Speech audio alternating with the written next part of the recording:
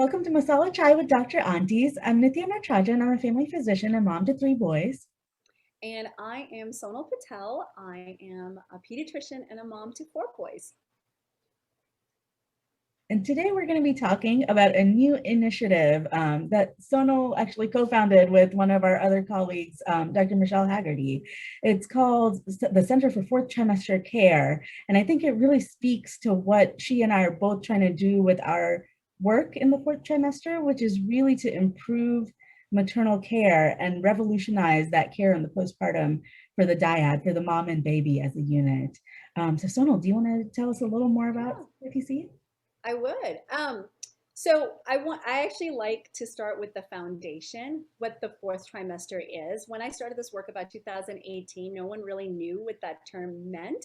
And now I'm so glad it's getting a little bit more recognition. But the fourth trimester, it was coined by Dr. Harvey Karp in 2002.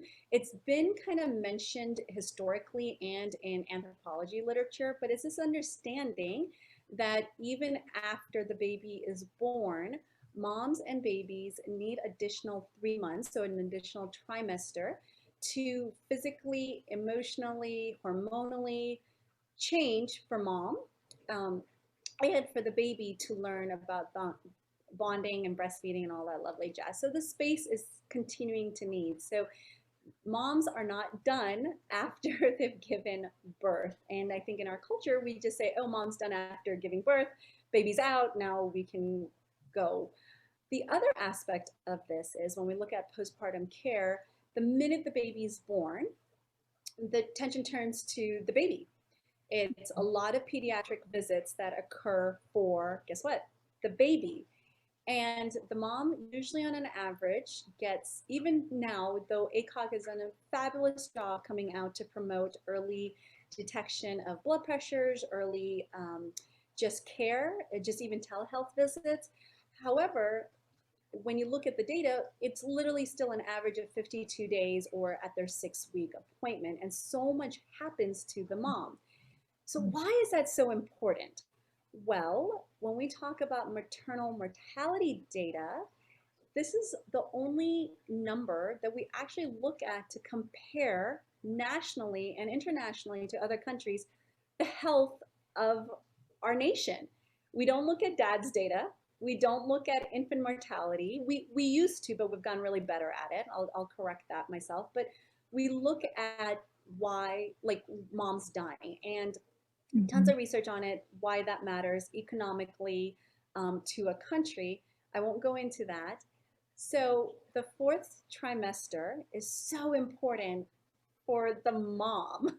And I say this as a NICU doc too, because babies are resilient. They are champions. And we just need a better postpartum care. And I know that's really long-winded, but I think to understand where this push, where this revolutionary ideas are coming from, you need to understand the foundation. Like, we're not just sitting here doing it because, hey, we want to do it, it feels good, but there's actually concrete data that, even you sitting and randomly coming across this video, like, how does it matter to me? I'm like 24-year-old college student.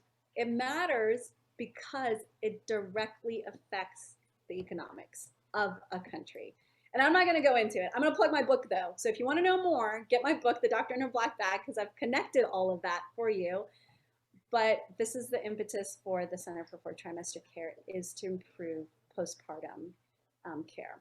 We have 3 pillars: education of physicians, advocacy work, and business development.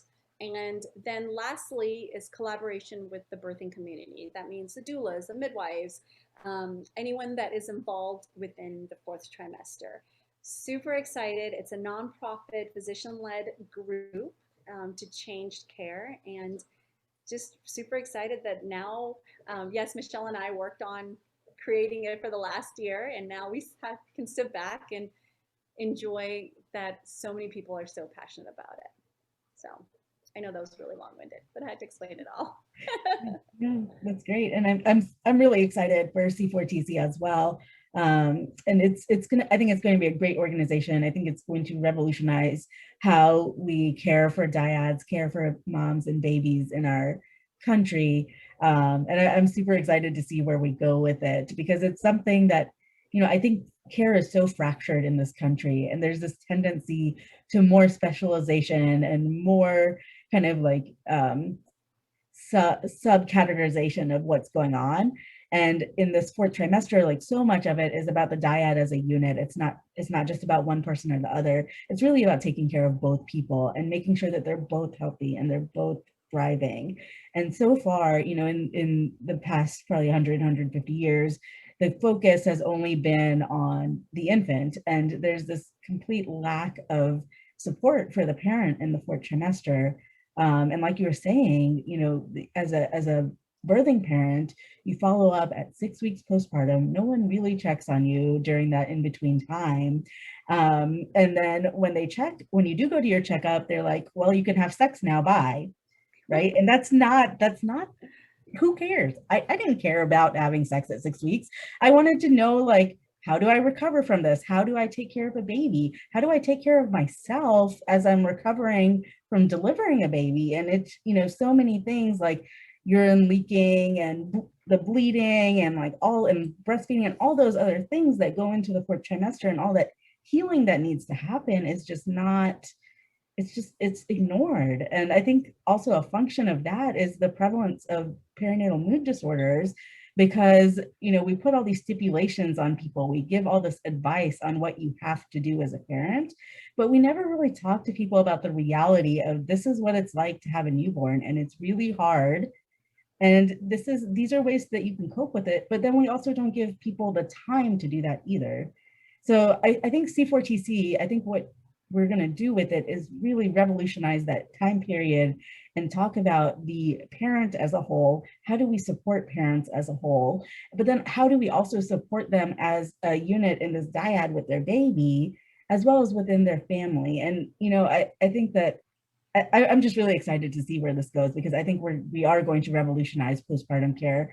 But in doing that, I think we're hopefully going to also revolutionize how families work in this country and how this country works, really, because it's really about creating more connection, creating more support, creating an environment for parents to really grow into their role, and hopefully giving them the time and resources to do that.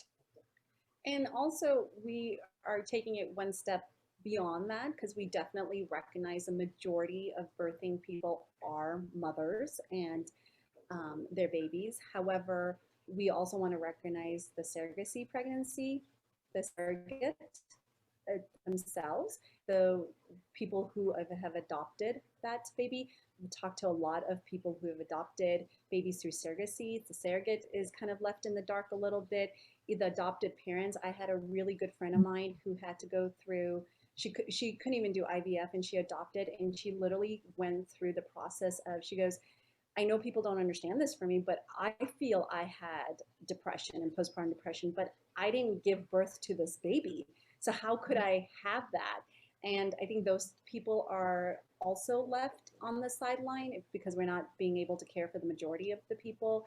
I've had a gay dad adopt, and just being overwhelmed by the aspect that, oh my God, I don't have any kind of clue or idea what to do with this baby. I mean, he had 2 weeks to get used to it. Mhm. But I think those are the type of people also that we are going to be very inclusive about, because when we're creating something from scratch, essentially, we want to make sure every person deserves better and improved postpartum care. On Mhm. that note, there are federally funded programs that do it, but you have to have criterias in order to get the benefits from them. And I think for me personally, it wasn't until my fourth that I realized how much care I needed. And I'm an experienced mom. I know how to breastfeed. I know how to do this, but it went right in my face to be like, and I mean, that's why I prompted my change for it. But it's to recognize all pregnancies are different. Every time you're pregnant, it's different. The outcome is different. You're going through it differently. One, we have to include everyone that is in this space that, Mhm. yes, majorities are mothers, but surrogate mothers, adopted parents, gay families, we just have to include them as going forward. So I'm super excited about that as well, that since we are building it from the ground up, that we get to be like, hey, you all matter. And we want to make sure that every single person gets high quality postpartum care. So super Sure. excited. Yeah, me too. All right, so Well, stay tuned for more, and we'll link the website below if yes. you guys want to check it out. Yep. And then also we're going to be having a fundraiser coming up in February. Please donate. $25 goes a really long way. It's going to be not only supporting the mission, but also supporting people around different communities that are doing the fourth trimester care and supporting them so they can actually provide the care to their communities. And it's going to be a really fun year. So join our mailing list, and yes, so link below. All right, thanks, guys. Thank you guys.